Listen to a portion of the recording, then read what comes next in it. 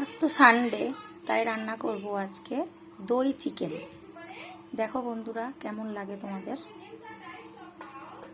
এখন তেলটা গরম হয়ে গেছে, এই গরম তেলে দিয়ে দেব আলুগুলো আগে ভালো করে ভেজে নেব।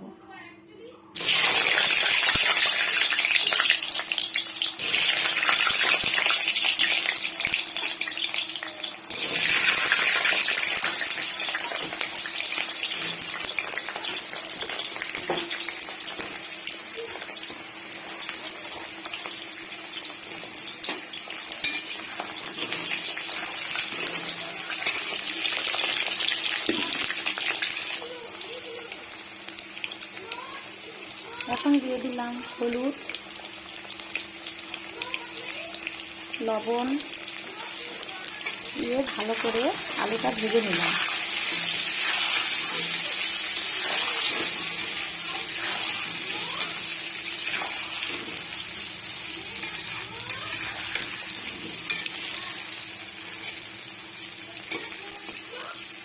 ভালো করে আলুটা লাল লাল করে ভেজে নেব।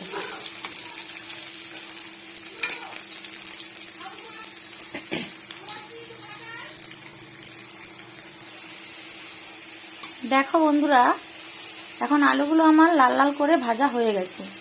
এখন আমি আলুটা নামিয়ে নিব। এখন তেলের মধ্যে দিয়ে দেব গোটা জিরে ফোড়ন, তেজপাতা, শুকনো লঙ্কা আর গোটা গরম মশলা।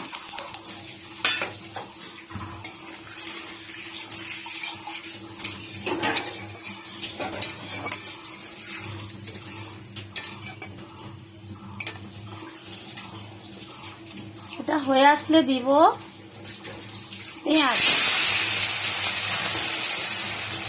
পেঁয়াজটা ভাজতে দেব।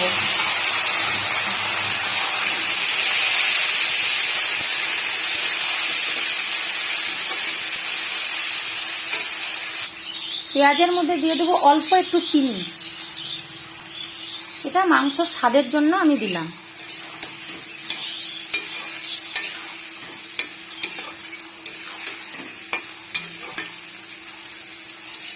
এটা ভালো করে ভাজা হবে, তারপরে আমি অন্য মশলা যোগ করব।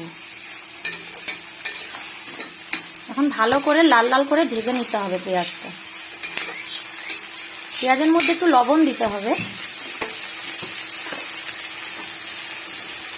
তাই আমি 1 চামচের মতো লবণ দিলাম।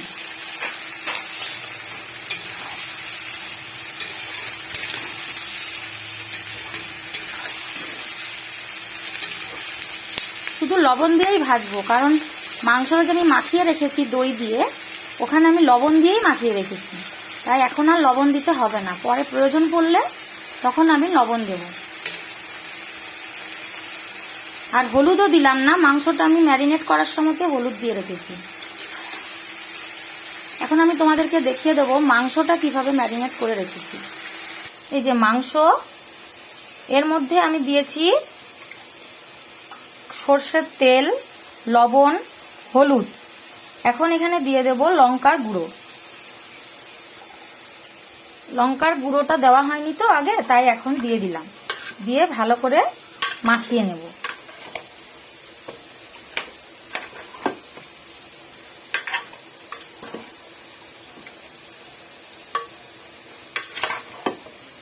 নিজেই ভিডিও করছি তো, এই জন্য একটু সমস্যা হচ্ছে। কোনো ভুল ত্রুটি হলে তোমরা আমাকে মার্জনা করো, কারণ আমার স্ট্যান্ড এখনো কেনা হয়নি। স্ট্যান্ডটা কিনলে সমস্যা হবে না এত।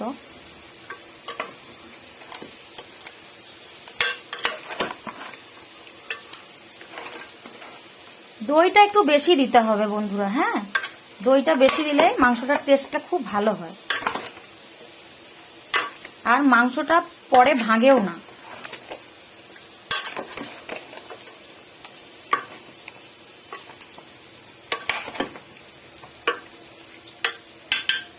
চলো দেখি পেঁয়াজটা কতটা হয়েছে।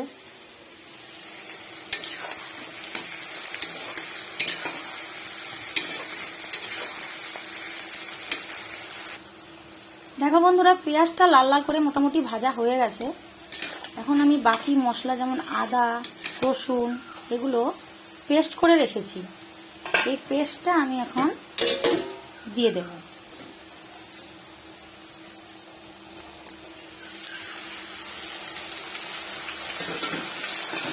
এটাকে ভালো করে কষাতে হবে, এই মশলাটাকে খুব ভালো করে কষাতে হবে।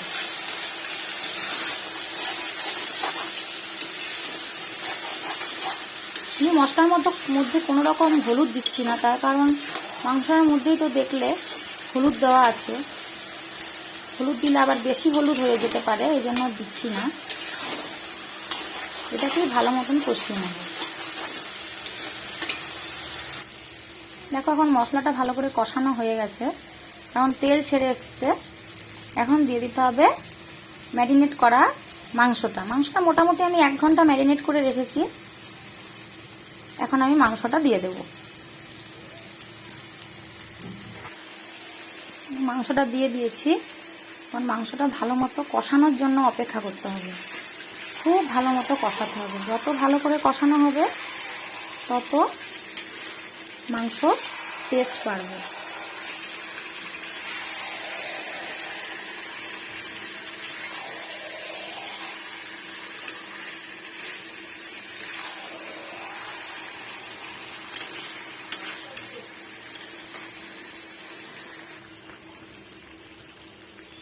মাংসটা ভালো করে কষানো হোক। এখন দিয়ে দেব জিরের গুঁড়ো দিয়ে দেব।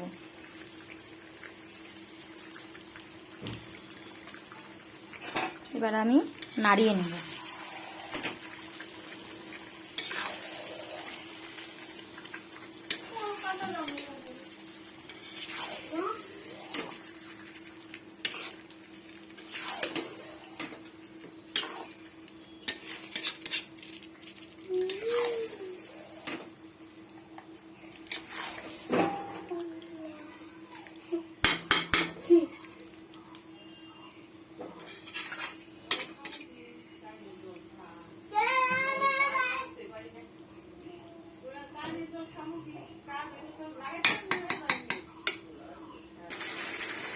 এখন দিয়ে দেব ওই ভাজা আলুটা।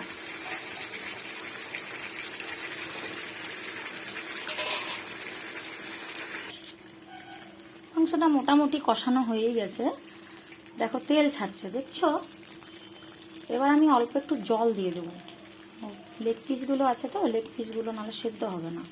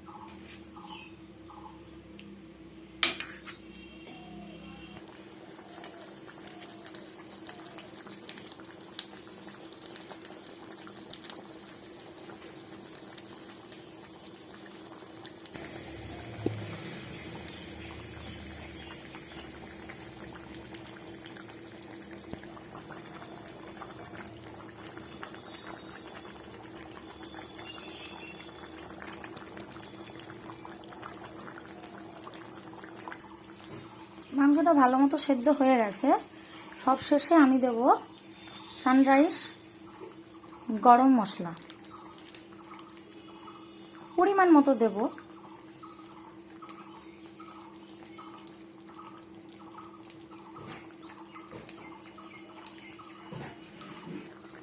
তো চলো এখন নামিয়ে নিই মাংসটা, তারপরে তোমাদের কাছে আবার আসছি।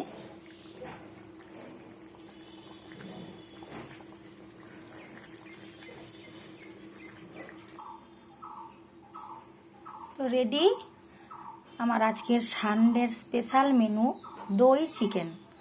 যদি তোমাদের ভালো লাগে আমার এই রেসিপিটি, প্লিজ কমেন্ট, শেয়ার এবং সাবস্ক্রাইব করে দিও চ্যানেলটি। বাই।